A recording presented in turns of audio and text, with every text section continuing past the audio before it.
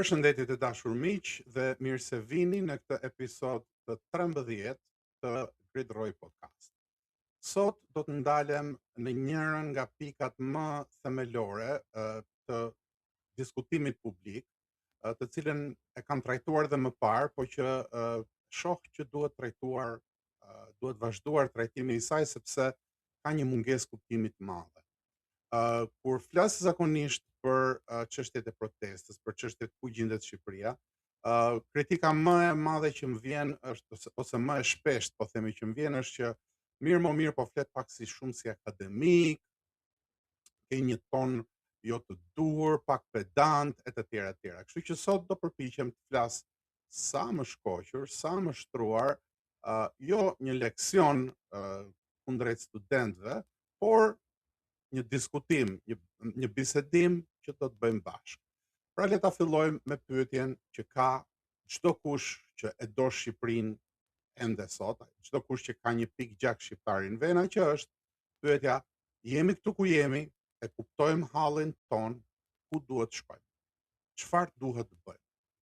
Për të përgjigjur kësaj pyetje dua të filloj me disa ndodhi të fundit që kanë ndodhur, të cilat jo vetëm që e kanë përforcuar, por e kanë bërë sinjalin e alarmit, ushtrimin që duhet të kenë shqiptarët, duhet t'ju vi nga brenda. Është një ushtrim që nuk ta jep dot kush, nuk ta jap dot unë, s'ta jep dot as një profesor, as një njeri rrugës. Është një ushtrim që duhet pasur brenda për brenda vetes. Kush e ka e ndjen, kush nuk e ka nuk e ndjen. Kështu që kjo është një çështje shumë e qartë dhe s'ka nevojë për shumë shpjegime, por ajo që du të them është kjo. Në këto kohë ne ju kemi thënë që një, Paria e Tiranës punojnë të gjithë bashkë. Ju ka dalë se Paria e Tiranës punojnë të gjithë bashkë. 2. Sindikata Ndërkombëtare e Krimit ka vite dhe dekada që depërton brenda shtetit shqiptar dhe sot e ka shtetin shqiptar me tapi. Këtë po e kuptoni, sepse po ju dalin shitjet e ishullit për interesat të kësaj apo asaj, të Sindikatës Ndërkombëtare të Krimit, pra tjetërsimi i pronave, po ju dalin gjithçka që ju kemi thënë para shumë kohë. Po kjo, po e lëm, nuk ka dhe fort rëndësi çfarë ju kemi thënë. Rëndësi ka që këto po vërtetohen. Gjëra më e fundit që kemi theksuar, që kam theksuar, është rreziku i tmerrshëm i një lufte fetare libanizuese, që do ta bësh Shqipërinë si Libani. Mund të bëhet edhe si Somalia, mund të bëhet si Libani, ka shumë shembuj të ndryshëm, po nga pikpamja fetare ne i përngjasojmë Libanit, sepse sigurisht që nuk kemi druzët, po kemi ata revolucionarët iranianë. Dhe pastaj kemi disa lloje grupesh të ndryshme të kultivuara e të tjera e tjera. Pra, çështja e shtetit Bektashi ka dalë në pah dhe po e shihni. Çështja e mungesës së drejtësisë ka dalë në pah dhe po e shihni. Pra, nuk ka drejtësi, spaku është jashtëzakonisht shumë i ngadalt. Interesat e huaja shtyn vetëm deri aty ku ju intereson atyre dhe jo shqiptarë.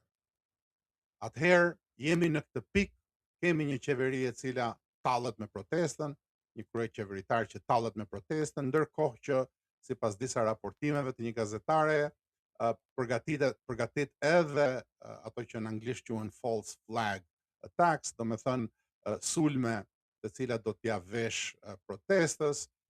Nuk e di ma është e vërtet kjo, nuk e di ma është kjo një lajm që vjen nga ndonjë shërbim tjetër, i cili kërkon të luaj lojra me mendsinë e shqiptarëve. Kjo duhet t'ju japi t'i kuptoj që në Shqipëri sot, me mendjen tuaj, po bëhet një lojë e frikshme. Po luajnë ata me gjithë ne. Dikush thot kështu, dikush thot ashtu, dikush del me një lajm të tillë, del një gazetare që nuk njihet, cilën e merr një portal i cili i ka shërbyer X-it, Y-it apo Z-it, ecin përpara, dalin me lajme, se çdo kush dëgjon nga një lajm, raporton nga një lajm tek shoku ose shoqja ose e dashura ose gruaja, bashkëshortja, kunati, baxhenaku, nuk ka shumë rëndësi. Rëndësi ka që të gjitha këto qarkullojnë dhe të gjitha këto bëhen për të hutuar mendjen e shqiptarëve. Dhe tani sfundmi, për të mos u zgjatur shumë se dua të dal pastaj tek zgjidhja, tani sfundmi ka dalë problemi që po ka përplasje brenda për brenda, ka disa njerëz që quhen të Sorosit, ka disa njerëz që vetë quajnë veten të kombit, të patriotët, e të tjera, aty brenda ka shumë të vërteta, po ka dhe shumë gjëra të cilat sajohen për arsye të ndryshme. Problemi nuk është këtu. Problemi nuk është cilat grupe janë në atë protestë, sepse këtë ju a kemi thënë që në fillim. Problemi nuk është se a ka grupe që rremojnë, i japin barkës për në drejtim të Erion Veliajt, që ka, në drejtim të Ilir Metës, që ka, në drejtim të grupeve sorosiane, që ka, në drejtim të ushunjzave të ndryshme që vinë nga Partia Demokratike ose që vinë nga njerëz të tjerë, ka. Nuk është ky thelbi. Jetia mund nuk thelbi nuk është ky. Çdo kush ka një histori të cilës i rri, çdo kush ka besueshmëri apo jo në sytë e shqiptarëve. Ajo që protesta ka nxjerrë në pah, që e shohim të gjithë, është pikërisht kjo, që shqiptarët duan një shtet që punon për shqiptarët. Pra duan, në fjalë të tjera, një shtet kom, pavarësisht se fjala shtet kom ju tremb ju nga pak, po le ta quajmë një shtet të ri të shqiptarëve, me rregullat tona, që të na mbrojnë ne, që të mbrojë identitetin, që të na mbrojë nderin, që të na vendosi në një rrugë ekonomike ku të gjithë kemi nderin që jetojmë dhe punojmë, që të rikthej shqiptarët në Shqipëri dhe të mos t'i largojë. Të gjitha këto janë gjëra që shqiptarët i duan. A i artikulojnë dot nëpër intervista e të tjera, nuk ka rëndësi. A ka dalë ndonjë mashtrues themelor që dalin edhe thonë nëpër televizion se e kam thënë unë, e të tjera, nuk ka kur farë rëndësie, nuk kanë ato. Rëndësi ka që ideja e popullit është tani më e qartë, populli nuk e do më këtë, po e quajmë pocaqillëk, nuk e do më këtë zallamahi, këtë kënet të mbushur me të pëgëra 36 vjeçare, të cilën, duhet të jemi të sinqertë, e kemi ushqyer edhe vetë. Tani erdhëm këtu, dakor. Kemi një protestë me një sakrificë të disa djemve dhe vajzave që kanë dalë, ka përpjekje për ta anashkaluar thelbin e protestës, për ta bërë revolucioni flamingo, e për ta bërë, e fundit është kjo flotilja e Gazës e të tjera. Por e lërini këto punë se lam nam. Lërini o vëllezër e motra, lërini këto punë se edhe i çmenduri vjen një pikë që e kupton çmendurinë e vet, do thotë prit më njëherë se kjo nuk shkon. Prit më njëherë se mua po marrin atë dheun. Prit më njëherë se mua po më vrasin me rrace me fis, po më shkatrojnë, po më bëjnë sklav. Prit më njëherë se e kemi në një kohë të vjetër ku atëherë kur leximi ishte në modë, jo jashtë modës si është sot, kemi lexuar Balzakun që na i tregon të gjitha këto fenomene. Kaq të prapa mbetur jemi në shqiptarët, jemi akoma në kohën e Balzakut, ku jetojmë ende me idenë se paraja është gjithçka, dhe ende nuk e kemi kuptuar ne, në për të paktën deri në brezin tim, e kemi lexuar me shumë ëndje Balzak. Kemi lexuar me shumë ëndje Kushëririn Pons, e të tjera. Pra, i kemi marrë mesazhet dhe e kemi kuptuar se si, ose librin Parajat e Emil Zolas, e të tjerë. Pra, për të marrë një kulturë paksa frankofone sot. Por, këto kanë qenë të gjitha gjërat të cilat ne i kemi ditur, të cilat shqiptarët duhet të kishin ditur, të cilat duhet të kishim tejkaluar.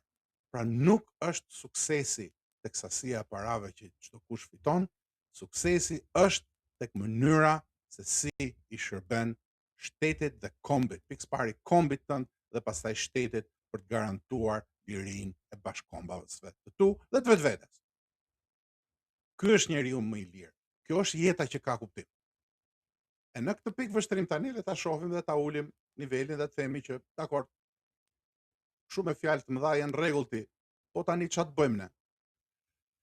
Tani ka një protestë dhe kjo protestë ka shpallur disa kërkesa, të cilat janë minimale në atë pikën e vet, janë thjesht kërkesa minimale, por të cilat shkojnë në drejtimin e duhur.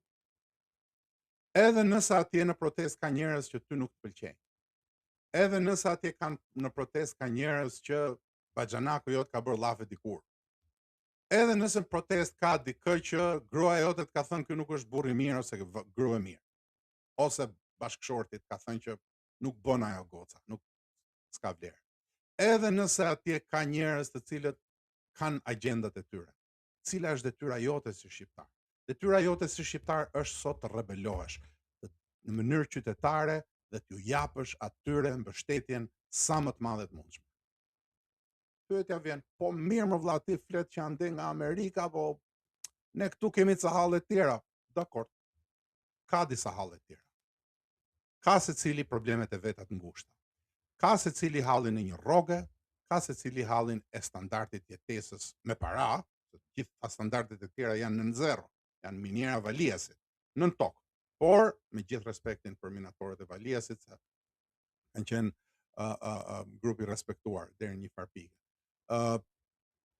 Masi e morin dorë dikush tjetër që ishte mashtrues e tjerë e tjerë. Por, të gjitha parametrat e tjerë janë nën tokë. Kanë hyrë po kërkojnë qymyr. Po, nga standardi i parave është ai që e shohin njerëzit sot, po jam mirë, ç'm duhet. I kam 5-6 gjëra. I kam 5-6 miq me të cilët mendoj se kuptohem, merrem vesh me njëri tjetrin, mirë po kjo është një qasje e një të verbri. Një i verbër që nuk ka dritë në sy, që ka sy po nuk ka dritë në sy. Do thoni ju, po mirë, mo pse i verbër? Unë jetoj mirë, pi verë mirë, ha misht mirë, ha peshk mirë, jam rregull, atë rrogën e marr, 3-4 herë shkoj me pushime në përbote të tjera të tjera. Edhe nëse kjo është e vërtetë, këtu ka shumë çka për të diskutuar pastaj, se çfarë buke hahet, se çfarë cilësie kanë ushqimet, se sa është jeta mesatare, se sa është ndjenja e shqiptarisë, se sa ka rënë, se pse ikin njerëzit, po duam të hyjmë asaj, dalim gjatë, po sot duhet të bëj shkurt. Do t'ju jap arsyen pse duhet të rebeloheni ju që jeni mirë, ju që keni piktura të bukura nëpër mure, ju që i keni shtëpiat e mira, ju që keni 2 ose 3 shtëpia me pushime, një në mal, një në det e një tjetër, ju, pikërisht ju. Ju bashkë me të gjithë shqiptarët e tjerë. Ata shqiptarët e tjerë herët ose vonë do ta kuptojnë, dhe se si ndodh ajo punë pasaj është çështje që atje ku po e shtyn paria e Tiranës, po e shtyn në një luftë fetare me karakter fetar, ku secili gjen lagjen e vet ose mahallën e vet në bazë të kapeles që ka vënë, ose fest, ose kapele, ose çfarë do lloj tjetër, se ka ca që i vënë edhe këtu në majt kokës. Pra, këtu do të filloj një lloj përplasje që është e pashmangshme. Problemi është që si mund ta shmangim ne, dhe për ta shmangur duhet të mbështesni protestën ju. Ju që keni edhe mend, që keni edhe para, që keni edhe një lloj rehatie, mos i lini vetëm ata djemtë e vajzat atje, madje të filloni të bëheni ju strumbullari i kësaj proteste. Të protestoni për lirinë tuaj. Pse? Sepse e kuptoni, sepse keni parë që këto parat nuk i mjaftojnë. Jo në fundit bëni nga një kompromis të vogël, sikur t'jeni kështu mi halesh, edhe ama se e kalojmë atë punë. Jo, nuk funksionon ashtu. Nuk funksionon ashtu, sepse po u solla ashtu, do të përfundosh sklav. Po jo vetëm ti, do të përfundoj sklav ai që po rrit ti. Ajo që po rrit ti. Fëmijët tuaj, ata që ti po i çon në shkolla nëpër Angli, ku dreqin ti unë, ku i çonin nëpër shkolla, se i çonin në shkolla shumë të mira, por të cilët do të vinë një pjesë e tyre për meritën e tyre personale, për nderin e tyre janë protest, po ata që nuk janë protest janë ndikimi më i keq që mund t'i bëhet një shoqërie. Droga me pislëq, që janë mësuar që pislëku është pjesë e jetës tyre. Janë mësuar të mendojnë në kënet. Këtë duhet mendoni. Pavarësisht se sa i jeni përpjekur të izoloni apo të edukoni, nuk ka lidhje fare. Janë mësuar të mendojnë si në kënet. Dhe në kënet, peshqit ushqehen, më falni për shprehjen, me gazrat që lëshon njëri tjetri. Në kënet, peshku nuk ka sy, është i verbër. Shkon me ndjesinë e nuhatjes, duke ngrënë dhe duke thithur pislëqet, pëgërat, gjithë maskarallëqet që ka për tjetri. Dhe në një ambient të tillë ndyhen të gjithë. Sa do që ta konsideroni veten ndryshe nga të tjerë. Pra në këtë pikë, kjo shtresë duhet të jetë mbështetja themelore e protestës. Duhet të dalë në protestë, duhet të tregoj që nuk e pranon më këtë gjendje, sepse nuk do të jetoj si sklave, pavarësisht kushteve të mira. Për të gjithë të tjerët, ata që merren nëpër tavolina, ata që gënjehen me fjalë andej këtej, që i marrin informacionet e sigurta. Tha dikush mua. S'keti se di unë, atyre që ju duket se din gjithçka, do ishte mirë që të shikoni që ku ju ka çu kjo rrugë. Dakor. Kemi marrë ca para, po me çfarë çmimi? Cili është çmimi që keni paguar? Dhe sot që ndjeni veten të pasigurt, pse e ndjeni veten të pasigurt? Kush ju çoi këtu? A ju çoi se ndoqët se Liu, ndoqët të tjetrin, bët kompromise, thatë një herë se Liu, një herë ja shitët votën Ilir Metës, një herë tjetër ju merr ky se vjen ai i forti dhe ju thotë që di çu bëj unë apo jo. Hajde se i gjejmë diçka, se matarohemi me njëri tjetrin, siç thon kjo Shqipëria mesme, ka urdisemi me mënyrën tonë edhe mbaron puna. Nuk funksionon më ashtu. Ka fillu lufta e tretë botnore. Ka ardhur haraçi me u pagu. Kanë ardhur faturat me u pagu dhe e dini kush do i paguaj faturat? Juve. Nga ai që s'ka tek ai që ka. Në një mënyrë ose tjetër do paguni faturat. Të vetmit që do shpëtojnë nga faturat janë ato shkalla më e lartë, pjesa më e lartë e Paris-Tiranës, po ata kanë miliona. Ju do të mbeteni për ditë më shumë sklever, jo vetëm aq, po do t'ju detyrojnë të bëni gjithçka pislliqet e sindikatës ndërkombëtare të krimit, të atyre që po vinë dhe po blejnë Shqipërinë, të atyre që duan të ndërtojnë baza ushtarake në Shqipëri, të atyre që duan të bëjnë X, Y, Z e të tjera, të cilat ju i dëgjoni. Atëherë, mos u merrni, është këshilla ime, me bullavallëqjet e ditës. Mos u merrni me çështje flotiljesh apo me çështje flamingo. Është orë të rëndësishme shumë, edhe unë i dua fort flamingo se janë një shpend i bukur, po nuk është problemi themelor që kemi ne të ruajmë flamingo tani sepse lat nam edhe revolucioni flamingo është. Po ta dini ju se ç'a janë perëndim flamingot, del që ky revolucion është revolucioni i ca gjërave të tjera. Po jo, mos e bëni veten që të bëheni revolucioni Menderes. Kjo duhet të jetë revolucioni i shqiptarëve. Ky duhet të jetë rebelimi qytetar i shqiptarëve me mjete sa më demokratike. Në Surrel të shkoni. Ke shtëpia aty, ke kati 9-10 ku e ka ai tjetri të shkoni. Ata që punojnë për Ilir Metën t'i nxirrni me shkelma për jashtë, ata që punojnë për Eron Velian t'i nxirrni me shkelma për jashtë. Ata që punojnë për gjithë ta shushunjzat e tjera, ç'a janë këta të gjithë me shkelma për jashtë. A doni ta merrni, nuk ta jep kush lirinë. Nuk ta jep kush lirinë. Vetëm njerëzit që meritojnë lirinë luftojnë për të. Këtë ta keni të qartë. Vetëm ata që meritojnë lirinë luftojnë për të deri në vdekje. Luftojnë për të jo se marrin rrogë, jo se marrin lek, jo se do fitojnë. Nuk fiton kush nga liria. Liria do të vijë me çmim, liria do të vijë me sakrificë. Mbas lirisë, ajo që vjen më mbrapa do të jetë një shtet komb ku duhen rregulla, ku do të vuajmë të gjithë shumë më shumë se sa sot, ku do punojmë, sepse pa punë nuk ka, do të rifusim kulturën e punës, do të rifusim kulturën e punës në fshat, rikthimin e njerëzve në fshat. Do të rifusim kulturën e sakrificës për popullin dhe për kombin tënd që të ka dhënë edukimin. Shkosh atje dhe të rihapen të gjitha qendrat shëndetësore të atyre fshatrave që po vdesin. E të hapen gjithë qendrat e kulturës të atyre fshatrave që po vdesin, e të rihapen të gjitha shkollat, e të jepen incentiva për bërjen e fëmijëve, e të mos ta shohim jetën sikur jemi ne evropian, se sado piktura që të bleni, e sado gjëra që të bëni, e sado vera shtrenjta që të pini, e sado udhëtime që të bëni nëpër gjithë botën, se shoqërizotit keni filluar të shkoni edhe nëpër Dubai, si quhen ato, Maldive, gjëra të tilla, nuk ju bën ajo evropian. Nuk ju shohin evropianët si evropian, ju shohin si kafsh, që ta dini.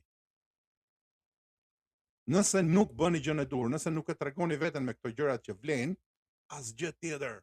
Të gjitha kostumet më të bukura, fustanet më të bukura, veshjet më të bukura, silikoni më i fundit fare, botoksi më i fundit fare, nuk ju bëjnë njerëz të lirë. Njerëz të lirë ju bën gjëja e duhur, ju bën vizioni i duhur.